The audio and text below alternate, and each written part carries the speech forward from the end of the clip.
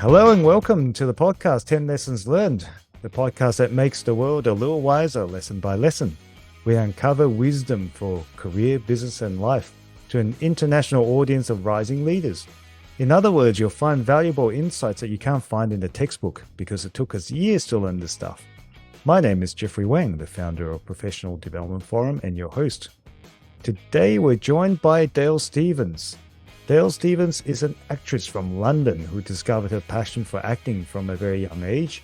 Her journey took her from London to Sydney to New Zealand and now back to Melbourne as she pursued her love of the craft. One of the pivotal moments in Dale's career was landing a role in Mission Impossible, where she portrayed an assassin in front of famous US actors. This experience taught her that her best work happened when she was most afraid, which led her to make friends with her nerves. Dale founded Playright to teach others to use acting techniques to navigate their way through life intentionally. Over the past 11 years, Dale has worked with lawyers, accountants, governments, entrepreneurs, telcos, and budding speakers. It turns out that there are ways of behaving that are common to us all, as Dale says. Human behavior drives economics. Welcome, Dale. Thank you so much, Jeffrey. I'm delighted to be here with you. Well, I'm very excited to have a famous actress with us for the show. So tell me, what was it like working with Tom Cruise? Yes, a common misconception. It was Mission Impossible, the series, the real version. Oh, the real Mission Impossible. This is the one we grew up watching with the match and the, dun, dun, dun, dun, dun. That one? Yes. Yeah. So it was an extraordinary experience. But yeah, with the nerves thing, I was really absolutely terrified, mainly when I was doing a scene by myself. Mm-hmm. I was working with the other actors. You just work off their energy. But I was doing this scene. So I don't know why I was so scared. I was sitting in a hotel room by myself wearing a red leotard with a gun, planting a bomb. What could go wrong, right? A lot. And when I was watching it back with the other cast members, as my scene was coming up, I was sitting there terrified that it would be awful. And here I was in front of them. But it went brilliantly. And that's because of technique. So technique is king. Nerves don't matter. It's technique, technique, technique. Brilliant, which I'm sure we'll get into in the course of the interview. So how about let's just jump straight into your 10 lessons then. Lesson number 1, do yourself. Yeah, well, it's amazing. I'm an actor and I've created all the techniques from acting techniques, yet I really didn't embrace the acting part. I used to hide behind it and not really mention it a lot until I've done this new rebranding with this friend of mine. And then now I'm just like really embracing it and people get me more and they get what I do more because I go with what's so different about me. And so often people, I mean, you look at consultants, they just all look the same and they don't bring what's special about them. All accountants look the same, lawyers look the same, IT people look the same, everyone looks the same. But if you can really embrace who you are, people love that and they remember you and they have a personal connection with you and want to work with you. Now, that's very interesting because as an actress, aren't you supposed to be playing somebody else? Well, you are, but what you're doing is actually acting isn't about pretending. It's actually about tapping into deep, universal human truths that relate to everyone. That's why my work works for anyone because people relate to people. So it's actually hunting for the truth in the situation. So, yeah. It's not, I'm not a big fan of fake it till you make it. I think want to be it till you become it. Oh, I like that. And I'm sure we'll get into that a little bit later. But in terms of doing yourself though, like what's the moment when you realize that, I suppose, that being you is the best way to be? Because, as young kids, I remember, we were all very self-conscious and all we wanted to do was to fit in. So what gave you that sort of aha moment where you realized that you needed to just be you? Well, I think that's what I do with the people I coach. Mm-hmm. And then I got coached myself by a brilliant man and he was giving me some great ideas and some strategies. And he said, you have to do this first. You have to lead the way. And I was like, what? No, I just help other people do it. And he said, no, you have to do it. And that really put the pressure on me. And I thought, if I can't speak to crowds, if I can't be who I really am, then how am I supposed to get other people to be able to do it as well? Good stuff. All right. Well, lesson number 2, and I think it's somewhat related to lesson number 1. Don't try to do better, do different. Yeah, look, I think this is a critical part. The thing is, I was a dancer before I was an actor, and I love training. I really, really love training. But especially with public speaking, people will say that practice makes perfect. Now, that is accurate, but practice makes perfect. So all your bad habits, you're practicing. Hmm. So if you just keep practicing the same old thing, then you're just going to flatline. But there's a thing called deliberate practice. Mhm. That's when you've got a coach. And so what I'll do is I'll give someone a little bit something different to add in, Mhm. and then something a little bit different to add in. And so you end up with a trajectory that you do keep doing different until you're just supremely better. Hmm. So it's either, it kind of goes like this, either you're kind of flatlining because and you're embedding those bad habits in what you're doing, particularly with public speaking. It's why sometimes people who are really established public speakers are really boring, Mhm. because they're just ingrained in those habits. But deliberate practice means you're doing something a bit different all the time, and that's how you end up better. Okay, so I think that you're talking to a mindset of how you sort of better yourself, and especially in this context of public speaking. So rather than trying to sort of emulate just a sort of idealized version of yourself, you're trying to just improve certain elements until it becomes you, does it? Well, I think you have to Mm. change what you're doing. And really, you need someone to be able to coach you, who is Mhm. going to be able to give you techniques. It's like Mhm. a coach for basketball. You can keep dribbling in the same way or shooting the same way, and you can keep practicing that, but you're Mhm. just not going to get any better. But if you have a coach that is giving you new techniques, new ways of doing it, and Mhm. then you're doing different things all the time, then you're going to get better. So I Right. think practical thing of you keep doing the same, you're actually not getting better. But if you have to start doing something different to improve. Okay, so I get where you're coming from. So you can't do better until you do something different. And Yeah. so it's part of, yeah, stepping outside of your comfort zone. Awesome. All right. Lesson number 3, the truth will set you free. Wow, this is the big one. And I think that we're challenged today because a lot of people talk about relative truth and my truth and your truth. And what they really mean by that is my story and your story. Everyone's got a different story. Everyone's got a different background, different personality, which is really precious and special. But the truth is the truth. The laws of physics, they're the truth. For me, it's Jesus Christ and his death and resurrection. That's what my life is based on, that truth. So I think that there are specific truths. There are truths about you, about Hmm. your core values, about your core strengths. These are truths that will set you free. But if you start playing around with the truth, and then I think you're in big trouble.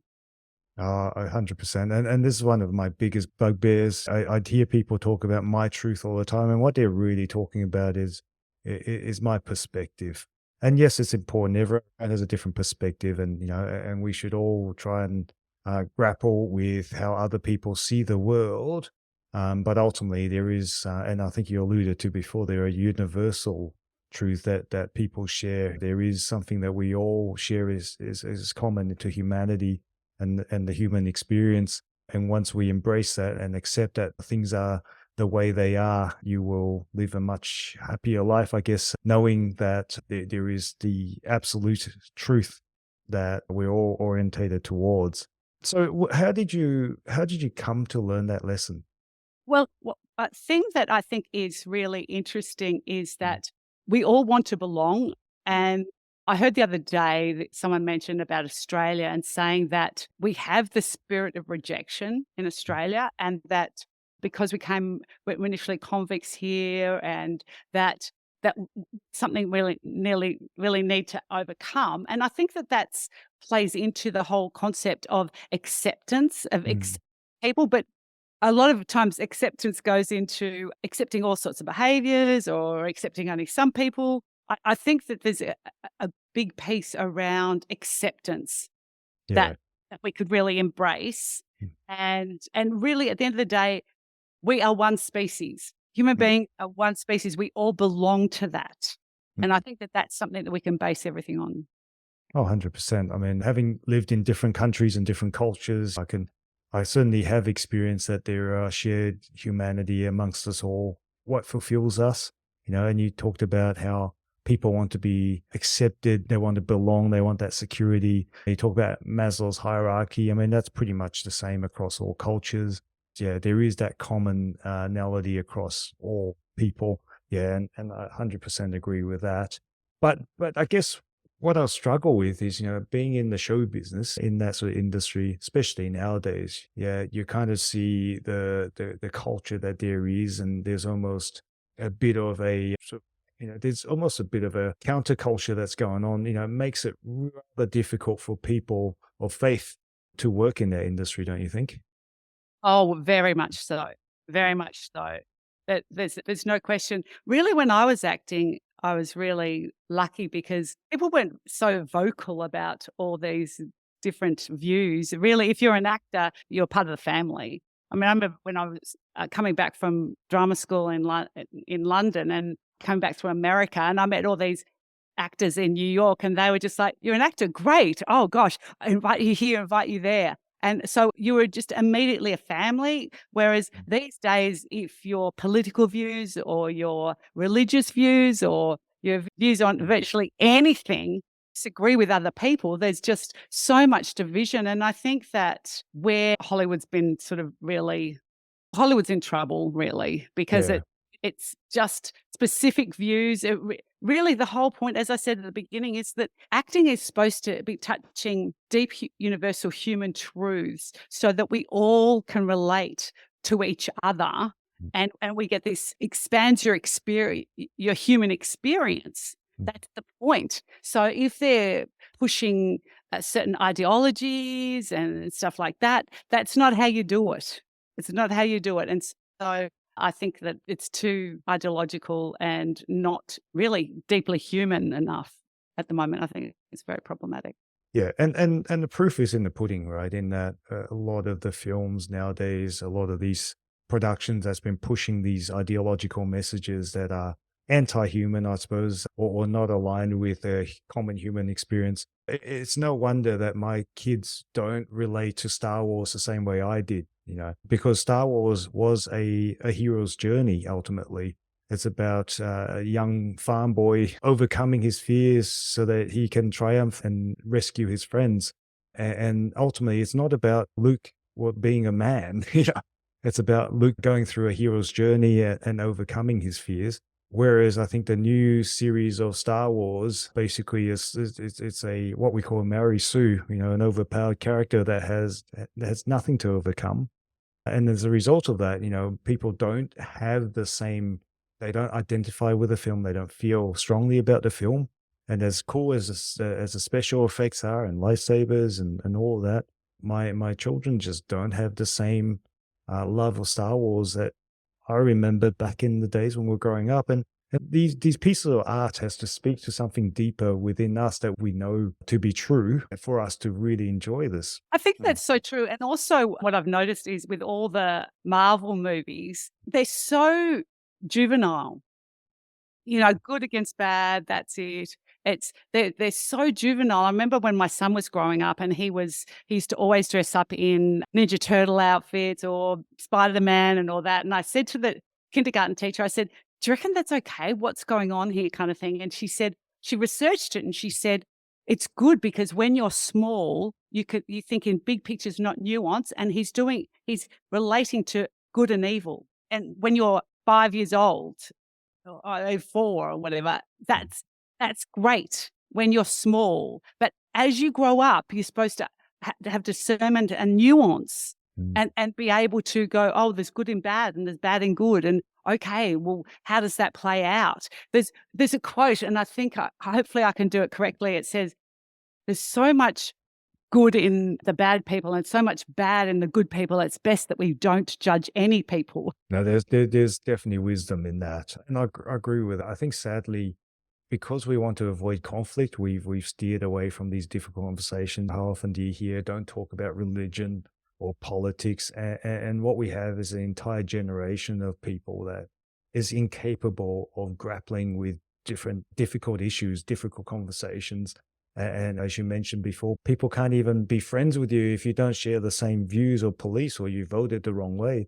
I mean, that's not a sign of wisdom. That's a sign of being a juvenile. You can only grapple with the world in black and white, which sounds like a 5-year-old, right? And I think as we grow up, we need to develop that ability to understand the world as it is.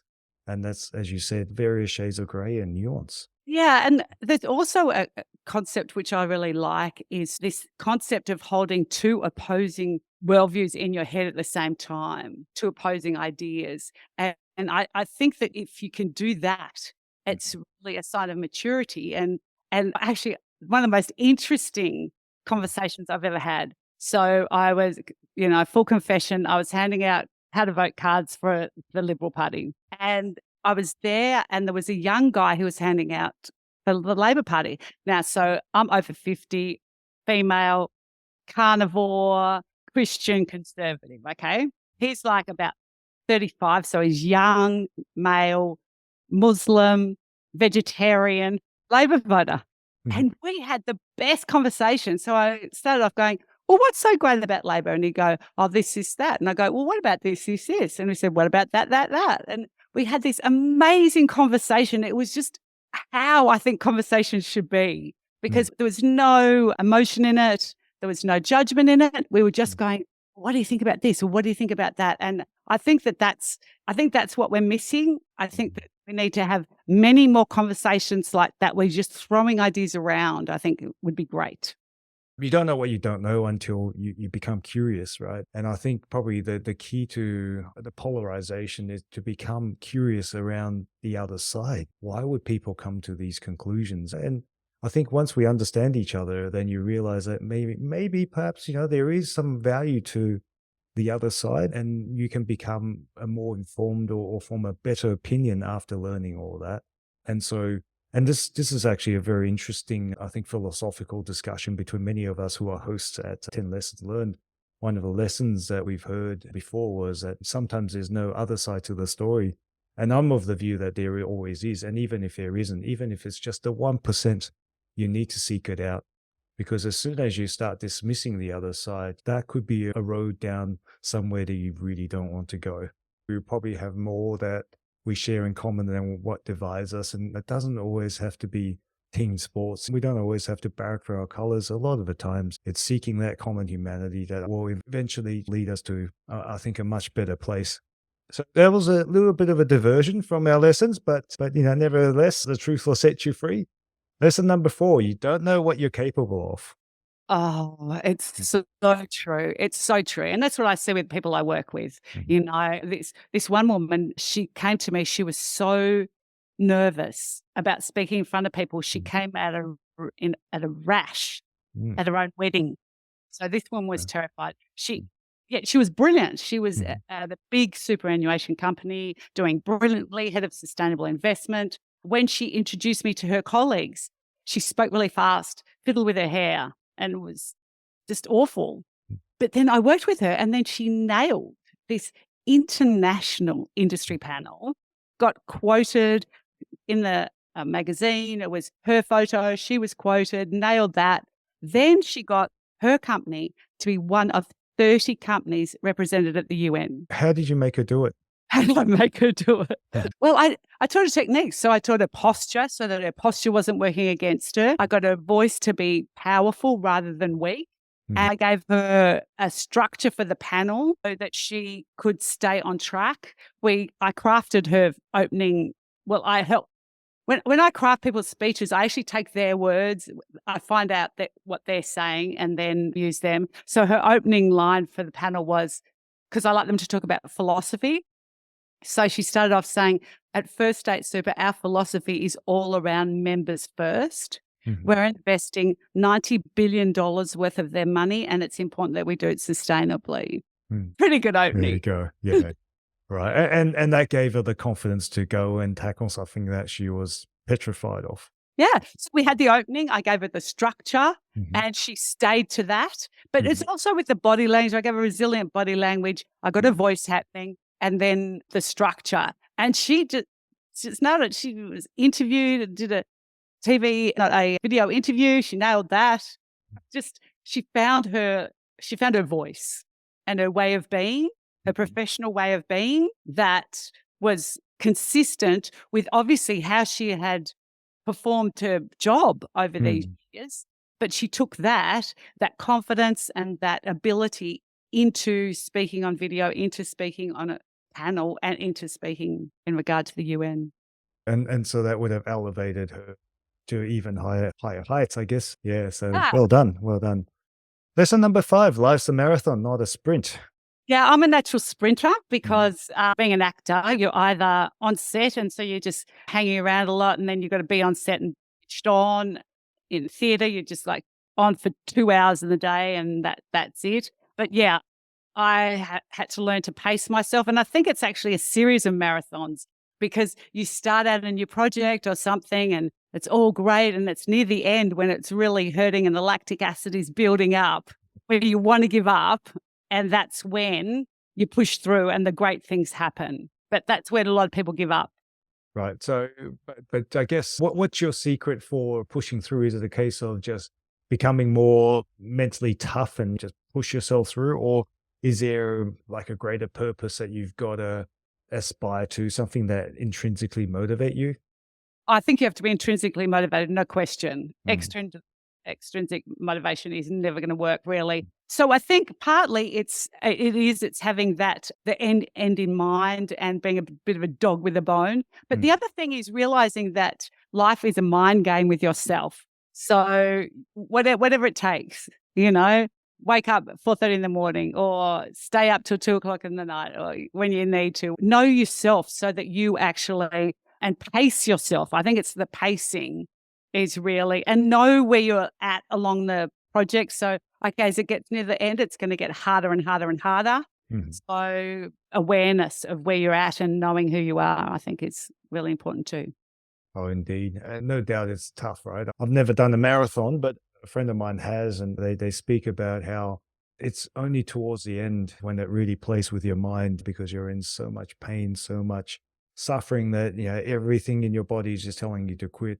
But it's that persistence that eventually gets you there, and it's such a mentally tough battle. And quite frankly, it's probably more important to be mentally tough than to be physically fit when it comes to marathons. So interesting insight. Mm. It's so true. And in business, often before a breakthrough, you can be like that. I mean, last year, I was just getting really frustrated with what I was doing. And I knew that there were aspects of my business, not my actual work, but the business side that really weren't working. And I was really frustrated and it was driving me nuts. And I could probably feel that lactic acid Mhm. kicking in. But that drove me to get this new branding and everything. So if I hadn't been so frustrated and been driven, then I wouldn't have had the breakthrough with the branding and everything. So it's a series of cycles of that sort of thing. But you've got to go, okay, this is lactic acid. This is not like, well, maybe I should go and do something else. So life a marathon, not a sprint, is also about not giving up after just a short time, and don't expect to be an overnight success, because anything that's worth doing, you have to put in a lot of effort. So there you go. Lesson number 6, all the world's a stage. I can really sense an acting theme around this all, all the lessons. Yeah, well, the thing is, we're always acting. Mhm. And what I'm always saying is that most people act unconsciously, just reacting to their present surroundings or their past experiences or their limiting beliefs in the same old patterns. And that's why with my programs, Playright, it's about acting consciously Mhm. because you can actually create your own character. You can create what you're doing, where you're going, the whole thing. Once you start getting conscious and intentional with what you're doing. And I think a lot of professional development is based around this area. You're conscious with your timing, you're conscious who's around. I think Playwright takes it just a bit more into your physical self, your body language, your voice, your intentions in every interaction with people. But yeah, we're always acting, we're always playing roles. But sometimes we're playing roles that we don't really want to play. You know, you don't really want to be playing the victim. You pretty much don't have to be playing the victim. That's a loser role. You know, I mean, it doesn't mean that you can't share hardships with people, but maybe you're playing the role of a supportive colleague or something like that, or even a trusted advisor can share things when things are tough, because sometimes you sharing those tough things can be helpful for your clients. So it's not that you don't ever share things that are difficult, but you don't want to be playing a victim. No, I understand. Yeah. So what I take from that is you approach your life, and I can kind of draw inspiration from a conversation I had with a cultural expert, right? So certain cultures, their life is acting. It's all acted out. In fact, that's probably what I'm thinking more Italians or Greeks or even South Americans, you know, people who have a very expressive culture where you don't just live your life, you act it out. Everything's a drama. They spoke about this experience where they go into a bread shop in France and never get served. Everyone else sort of pushes in front of them because she was from a much more reserved culture in Ireland. But all she had to do, she figured it out, and she had to just march in there and basically put the bag down and say, "I'm here," in Italian or whatever language she was in. And when that happens, then she got served. And so it's really interesting how your environment does react to how you act. And I really like the word you said, being intentional about it. Because yes, whatever we're doing day to day, we are always playing a role, and being intentional about that gives us that success. But also to pick you up on your point about not playing the victim, because victim is a role. And what you choose to play does become your reality. And when you choose to play a victim, guess how the world is going to react to you. Now, I understand completely when you say sharing your hardships and opening up on that does help with being authentic, you know, being honest. Maybe you can clarify this for me. How do you be authentic without being a victim? I suppose it's, what do you want the outcome to be? Now, if you're fishing for someone to comfort you or someone to feel sorry for you, probably someone to feel sorry for you, then you're probably down the victim line. But if you're doing it to share something, to get closer to that person, if you're doing it from an education point of view, that you're trying to share something that would be helpful for them, then it's Mhm. going, if your intention, everything's about your intention. If your intention is to get a stronger relationship with that person, Mm, rather than them fulfill your need of feeling comforted, mm. then chances are that you're not going to be in the victim role. You're actually, and I think it's often you're focused on the other person and on the relationship. I think you nailed it. You know, if it's about yourself, then yeah, that's when you'll turn into a victim. And if it's about helping others, then yeah, there you go. All right. Lesson number 7. Other people don't know what you know. Ah, yes. So I'm a firm believer that this is the biggest barrier to communication, is that it's so hard for us to not realize that other people don't know what we know.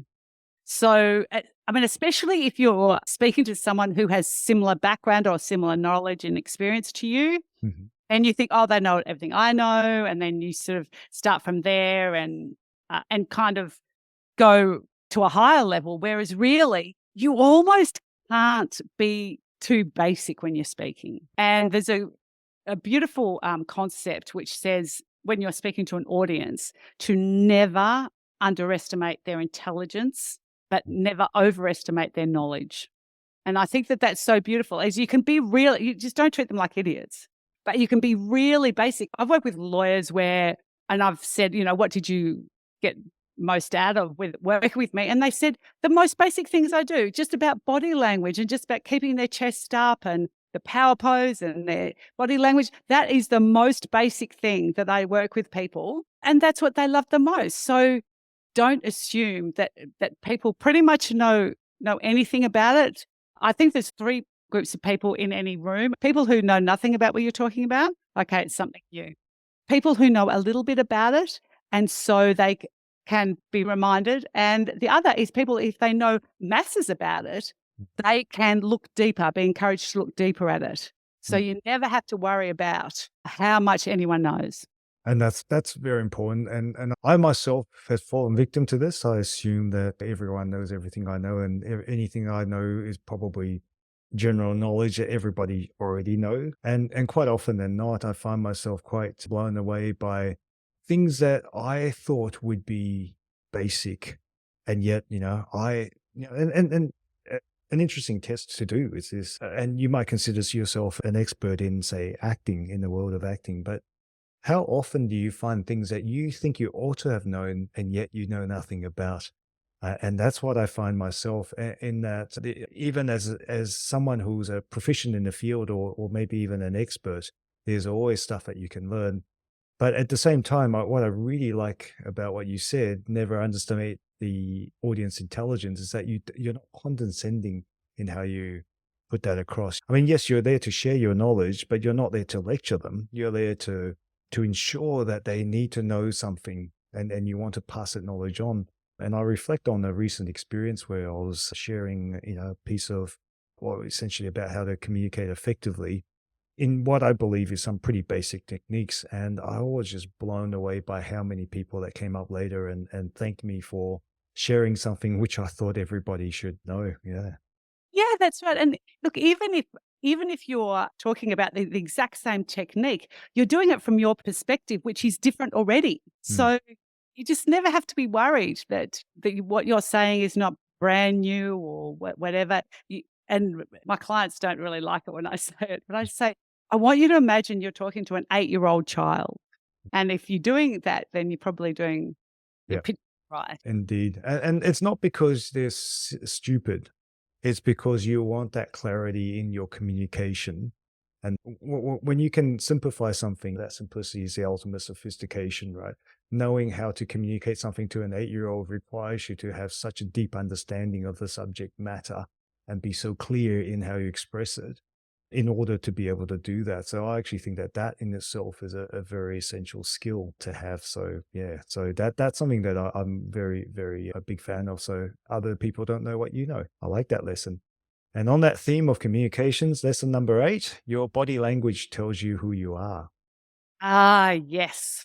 Most people understand that, your body language communicates to other people, and that is massively important. There's no question about that. But what's so interesting is that actually your body language talks to you as well. And so most times we're a bit slumped, and if we slump a bit further, then our brain can go into that fight, flight, freeze. We want to run away, or we want to brace, we want to fight it out, or we're just rabbit in the headlights. And so our body language is telling our brain how things are going, because your brain is in the dark. Mhm. And so just by lifting up your chest, just by thinking taller and calmer, just by grounding your feet, you telling your brain that you are resilient, that you are in control, that nothing's going to bother you. Also, I've got this technique, which is very unusual, which is about an acting technique about animal characteristics. And so that's all around like a swan, which is elegant, poised, gliding. So if you see yourself as a swan, then you will start acting in a cool, calm, collected way. Then there's the horse, strong, powerful, confident, or you can be the dog, friendly, easygoing, playful, which Mhm. it's probably my natural personality. I have to calm that for business. Mhm. And then it's the cat, which is kind of unpredictable and aloof. And so you can use these animal characteristics to be more versatile in situations. But then again, if your body is actually being versatile, then you see yourself as an adaptable, versatile person who can absolutely handle anything. Yeah, and the reality is that your surroundings react to you too. So it's almost a bit of a self-fulfilling prophecy when you go out there and behave in a certain way. That's reflected back to you exactly that, and then it probably gets into a positive feedback loop, and all of a sudden, next thing you know, you've got all the confidence in the world. So great advice. And I'll also relate that to watching my kids playing basketball. In the game, body language, you can really tell the morale of a team. You speak about that. But the reality is that you can tell if they're already beaten by the body language.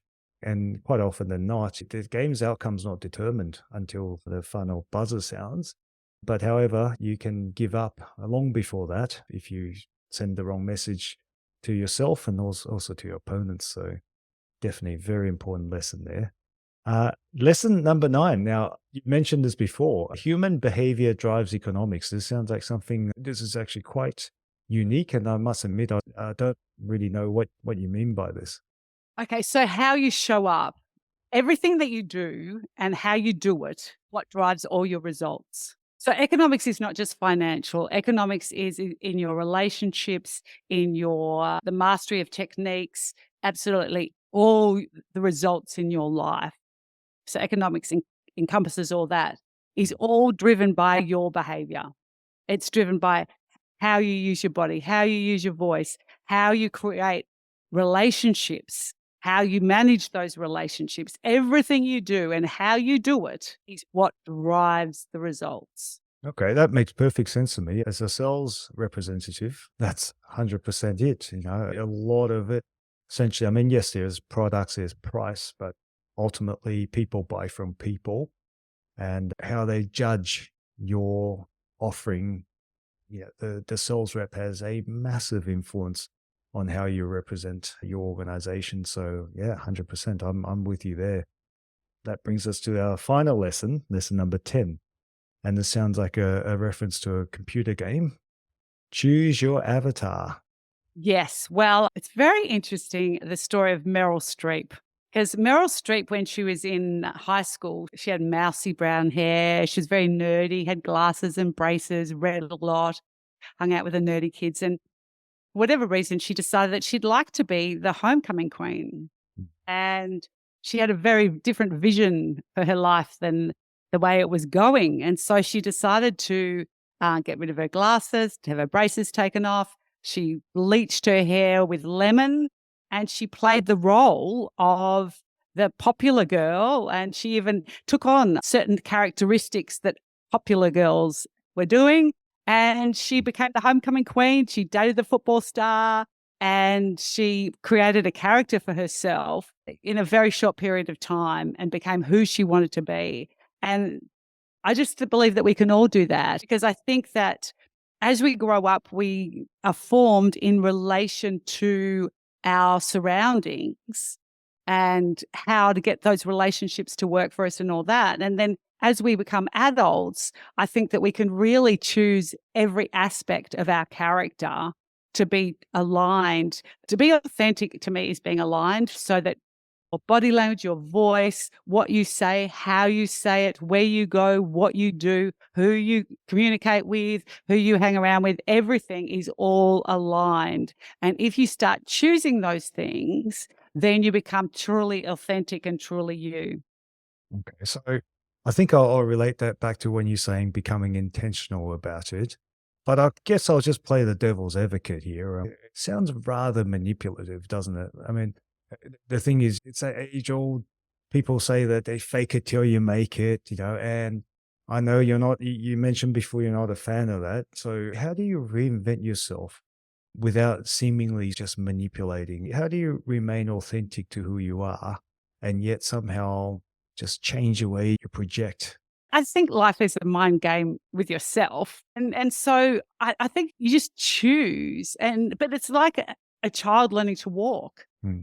You want to walk, and so you stumble and you just try stuff on for size. You just speak in a certain way, act in a certain way, and go, well, is that really me? Do I want to be that? And you just, by trial and error. And also, as you said before, it's a loop with other people. If you like the way they're responding to you, I had an experience with John Voight, the actor, the Academy Award winning actor, brilliant actor, worked with him in New Zealand, unbelievable experience. And we were working on this scene. We're doing lines together. And during it, he said to me, oh, you should do comedy. And I thought, what?